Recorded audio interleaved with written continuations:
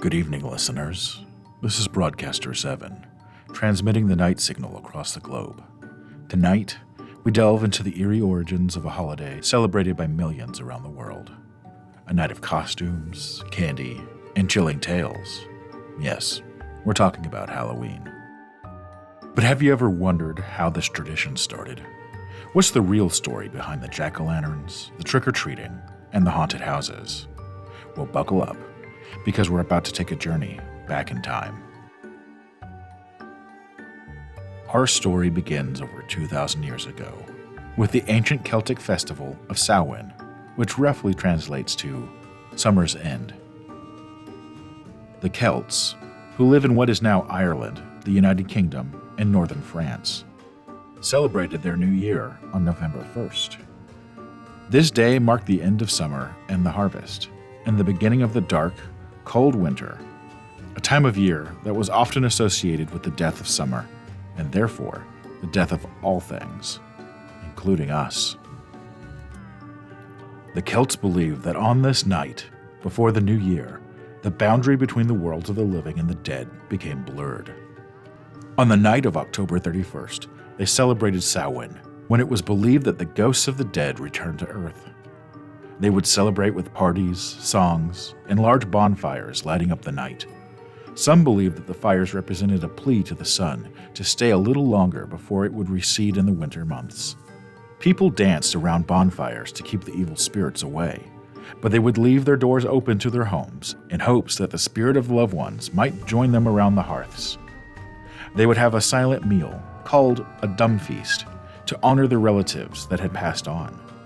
On this night, divination was thought to be more effective than any other time of year. So methods were derived to ascertain who might marry, what great person might be born, who might rise to prominence, or who might die. Also during the celebration, the Celts would wear costumes, typically consisting of animal heads and skins, and attempted to tell each other's fortunes. Crops were burned and animals, mostly cattle, were sacrificed. The spirits were believed to be either entertained by the living or focused on finding a body to possess for the incoming year. This might explain why we dress up like witches, ghosts, and goblins. We can't be possessed by a spirit if we look like we've already been possessed by a spirit, right?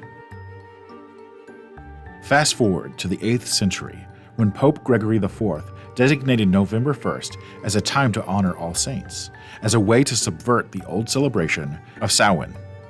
The evening before All Saints' Day became known as All Hallows' Eve. Soon, All Hallows' Eve incorporated some of the traditions of Samhain, and Halloween was officially born. Slowly, the holiday evolved. The Irish would start carving turnips and placing them outside of their homes with candles inside to scare away evil spirits. When they moved to the Americas, they substituted turnips with the more readily available pumpkins. The holiday also became known as a night of troublemaking and mischief, and I'm not just talking about little pranks here and there.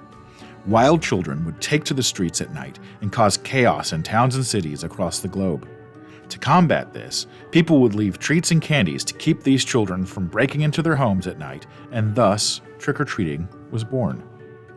In the late 1800s, the holiday became more centered around community, and in the 1920s and 30s, Halloween became a secular but community-centered holiday. In the 1950s, leaders changed Halloween as a holiday aimed at the young to limit the vandalism. Over the centuries, Halloween has evolved into a day of activities like trick-or-treating, carving jack-o'-lanterns, festive gatherings, donning costumes, and eating treats. Despite all these modern traditions, there are still roots of ancient customs that live on to today. Customs that humans have been performing for thousands of years. As we approach Halloween, the veil that divides us from the dead is once again thinning. The doors are opening, and something might be stepping through. So, the next time you are enjoying spooky festivals or eating those fun-sized candy bars, remember the ancient origins of this holiday. Remember the bonfires, the offerings, and more importantly, the warnings.